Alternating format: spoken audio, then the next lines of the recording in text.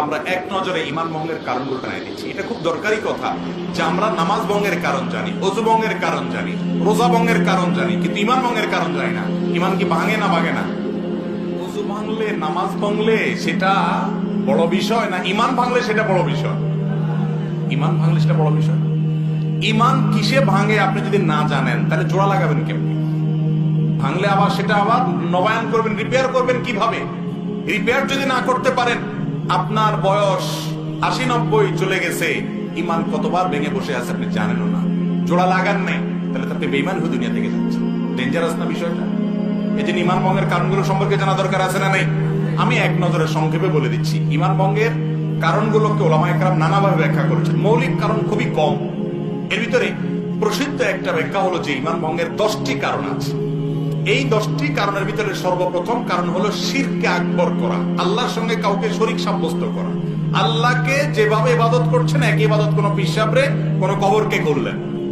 আপনি আল্লাহকে যেভাবে উপাসনা করতেছেন সেই উপাসনাটা যদি কোনো মানুষকে করেন, আল্লাহকে যে ইবাদত নিবেদন করতেছেন সেই ইবাদত একইভাবে অন্য কোনো মানুষ বা ব্যক্তিকে বা কোনো বস্তুকে করেন, যেভাবে মুশরিকরা কোন মূর্তির সামনে ইবাদত করে সে যেরকম শিরকে লিপ্ত হয়, মুশরিক হয়ে যায়, মুসলমানের সন্তান ঈমান আনার পর যদি শিরকে আকবর করে তাহলে সেক্ষেত্রে সে কি হয়? মুশরিক হয়। এই বড় শিরক, এটা ঈমান ভঙ্গের কারণ। বড় শিরক কিভাবে হয়, বিস্তারিত হয়, এগুলো আমরা জানবো ইনশাআল্লাহ বিইذনিল্লাহ অন্য কোনো আলোচনায়। দ্বিতীয়ত, আল্লাহর সাথে বান্দার যদি কোনো মিডিয়া সাব্যস্ত করে, কিরকম মিডিয়া? যে এর ছাড়া আল্লাহরে পাওয়া যাবে না। যেমন আমাদের অনেক ধর্মের ভাইরা মনে করেন যে আল্লাহকে পাইতে হইলে সরাসরি পাওয়া যাবে না, বিভিন্ন দেবতা ধরতে হবে, এই জন্য অনেক দেবতার পুজো করে তারপরে ঈশ্বর পর্যন্ত, আল্লাহ পর্যন্ত যেতে হবে। ইমানদার যদি মনে করে যে আল্লাহকে পাইতে হইলে আল্লাহর বিভিন্ন ভায়া আছে এগুলো ধরতে হবে, ওনাদেরকে ছাড়া আল্লাহকে পাওয়া যাবে না, এরকম যদি মনে হয় এবং আল্লাহর ইবাদতটা তাদের মাধ্যমে করে, তাহলে সেটাও ঈমান ভঙ্গের কারণ। তৃতীয় ঈমান ভঙ্গের কারণ হলো যে যদি কেউ মনে করে যে ব্যক্তি অমুসলমান, কাফের, ভিন্ন ধর্মের অনুসারী, বেঈমান, ঈমান আনেন নাই, মনে করে যে না তারটাও ঠিক আছে, তাহলে এই লোক বেঈমান, এই লোক ঈমান থেকে খারিজ হয়ে যায়, এটা ঈমান ভঙ্গ হয়ে যাওয়ার মতো কারণ। কারণ আপনি একটা লোক আল্লাহর প্রতি অবিশ্বাসী, আপনি বললেন না তারটাও ঠিক আছে। আমাদের অনেক মুসলমান ভাইরা আছে আজকাল, তাদের বিশ্বাসগুলো গোলালু মার্কা বিশ্বাস হয়ে গেছে। তাদের বিশ্বাসগুলো এখন আপনার শৈথিল্য প্রদর্শনকারীদের বিশ্বাস হয়ে গেছে। কিরকম? সেটা বলে যে সব ধর্মই ঠিক আছে। এরকম কিছু সুশীল আছে না, সুশীল, এই সুশীল টাইপের মুসলমান আছে কিছু, যে বেশি ভালো সাজে, বলে যে সব ধর্মই ঠিক আছে, সব ধর্মই তো ভালো কথা বলে। যেই ব্যক্তি আপনার মালিকের অস্তিত্বই স্বীকার করে না বা মালিকের একত্ববাদের স্বীকৃতিই দেয় না, সে কিভাবে ঠিক থাকে? তার অনেক ভালো কাজ থাকতে পারে, ভালো কাজকে আপনি ভালো বলেন, কিন্তু সে কখনো আল্লাহর কাছে গ্রহণযোগ্য ইমানদার হতে, সে ইমানদারই না, আল্লাহর কাছে গ্রহণযোগ্য বান্দা হতে পারে। এই জন্য যে বেঈমান তাকে বেঈমান মনে করতে হবে, যে ইমানদার তাকে ইমানদার মনে করতে হবে। তার সাথে আপনাকে মারামারি করতে কেউ বলে নেই, তারটা সে করুক, বাধাও দিতে পারে নাই, তারটা সে করুক, কিন্তু আপনার মনে রাখতে হবে এটা ইসলাম, এটা কুফর, এটা ঈমান, এটা বেঈমান, স্পষ্ট থাকতে হবে। আপনি যদি গোলালের মতো সব পাকায় ফেলান, এটা কিন্তু ঈমান ভঙ্গের কারণ হতে পারে। 4 নম্বর হলো, যদি কেউ মনে করে নবী করিম সাল্লাল্লাহু আলাইহি ওয়াসাল্লামের আদর্শের বাইরে অন্য কোনো আদর্শ আরো উত্তম আছে, বেটার আছে, এটা ঈমান ভঙ্গের কারণ হতে পারে। 5 নম্বর হলো, যদি কেউ নবী করিম সাল্লাল্লাহু আলাইহি ওয়াসাল্লাম যত বিধিবিধান নিয়ে আসছেন এর কোনোটাকে অস্বীকার করে, অপছন্দ করে, ঘৃণা করে, না এটা আমার ভালো লাগে না, ইসলামের সব ভালো লাগে, এই যে মেয়েদেরকে আল্লাহ তাআলা ছেলেদের অর্ধেক দিতে বলেছে এটা আমার ভালো লাগে না, আছে না কিছু সুশীল এরকম বলে। আরে ভাই, তোমার ভালো লাগাতে না লাগাতে কি আসছে? তুমি কি বুঝবে আল্লাহ কেন অর্ধেক দিয়েছেন? মেয়েরে আল্লাহ খরচের কোনো আইটেম দেয় নাই, আবার অর্ধেক দিয়েছেন কোত্থেকে? বাপের সম্পদ থেকে, মায়ের সম্পদ থেকে, আবার স্বামীর সম্পদ থেকেও ভাগ পাবে, সন্তান থেকেও ভাগ পাবে, মহর তো পাবেই, খরচ কিন্তু 1 টাকাও নাই। আর ছেলের খরচ সব জায়গায় আছে, শ্বশুর বাড়িতে গেলে মিষ্টি পোল্টাটাও তার নিতে হয়, বাবার বাড়িতে গেলে ফলের প্যাকেটটাও তার কিনতে হয়, বউয়ের খানার টাকাও দিতে হয়, নিজেরটা তো দেওয়া লাগেই। তারপরেও বলা হয়েছে তার 2 টাকা।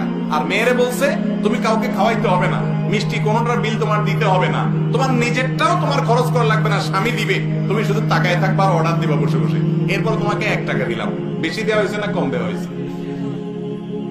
কিছু ভাই আছেন যাদের মাথায় বুদ্ধি শুদ্ধি এত কম, এরা হিসাব নিকার বুঝে না, অঙ্ক বুঝে না, বলে যে ইসলাম মেয়েদেরকে ঠকাইছে, আমার এটা ভালো লাগে না। আপনার বুঝে আসুক আর না আসুক, আল্লাহ তাআলা যা বলেছেন ওর ভিতরেই কল্যাণ আছে, আপনি কিন্তু বুঝেন না। আপনি মানুষ হয়ে, সৃষ্টি হয়ে আল্লাহর সব নির্দেশের রহস্য কিভাবে বুঝবেন?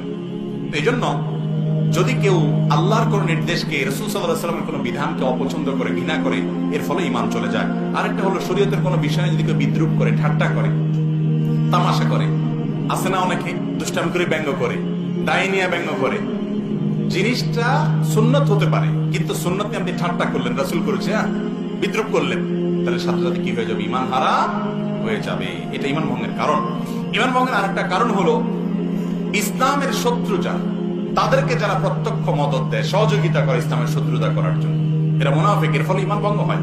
ঈমান ভঙ্গের আরেকটা বড় কারণ হলো কেউ যদি মনে করে কিছু মানুষ আছে এরা ইসলামের গণ্ডির, ইসলামের বিধিবিধানের ঊর্ধ্বে উঠে গেছে, এদের নামাজ কালাম পড়া লাগে না। কিছু পিসাব দেখবেন তারা নামাজ কালাম পড়া না, বলে না বাবার এগুলো আর করা লাগে না, বাবা অনেক ঊর্ধ্বের জগতের মানুষ।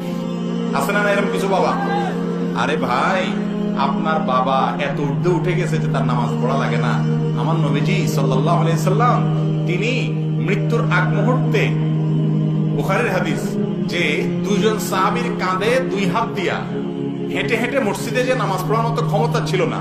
যারা মদিনায় গেছেন জানেন, ওনার কবরটা ছিল ওনার বাসা, আর ওনার মিম্বরটা থেকে এখানে কতটুকু দূরত্ব, আমাদের প্যান্ডেল থেকে ওই প্যান্ডেলের মাথা এত দূর হবে না, এত কাছে।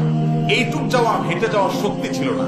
তখন দুই সাহাবীর কাঁধে দুই হাত ভর করে তিনি দাঁড়িয়ে তাদের শরীরের উপরে ভার ছেড়ে দিয়ে পাওটাকে মাটির সাথে হেসড়েতে হেসড়েতে টানতে টানতে নিয়ে মসজিদে নামাজ পড়ছেন মৃত্যুর আগ মুহূর্ত পর্যন্ত। আর আপনার বাবার নামাজ পড়া লাগে না? এ বাবা কি ভণ্ড বাবা না? আল্লাহ কোরআনে বলছেন, ওয়াবুদ রাব্বাকা হাত্তা ইয়াতিয়াকাল ইয়াকিন, তোমরা আল্লাহর ইবাদত করো ইয়াকিন আসার আগ পর্যন্ত। বলে যে আমাদের বাবার ইয়াকিন এসে গেছে, আল্লাহ কেন? অথচ এখানে ইয়াকিন শব্দের অর্থ হলো মৃত্যু। সব ইয়াকিন মানেই বাংলা ইয়াকিন না, বা বিশ্বাস না, দৃঢ়তা না। এখানে উদ্দেশ্য হলো ইয়াকিন মানে মৃত্যু। সমস্ত তাফসীর কিতাবগুলো দেখছি এবং এটাই এটার ব্যাখ্যা। যাই হোক, তো যদি কোনো ব্যক্তি মনে করে যে তার ইবাদতবন্দি করা লাগে না, সে আফার লেভেলে উঠে গেছে, এটাও ঈমান ভঙ্গের কি হতে পারে? কারণ হতে পারে। ঈমান ভঙ্গের আরেকটা কারণ হলো জাদু। জাদুকে যদি কেউ হালাল মনে করে, জাদুতে লিপ্ত হয়, জাদু বলতে ব্ল্যাক ম্যাজিক যেটাকে বলা হয়, কুফরি কালাম, এর মাধ্যমে মানুষের ক্ষতি করা হয়, আছে না নাই অনেকগুলো, এটাও ঈমান ভঙ্গের কারণ।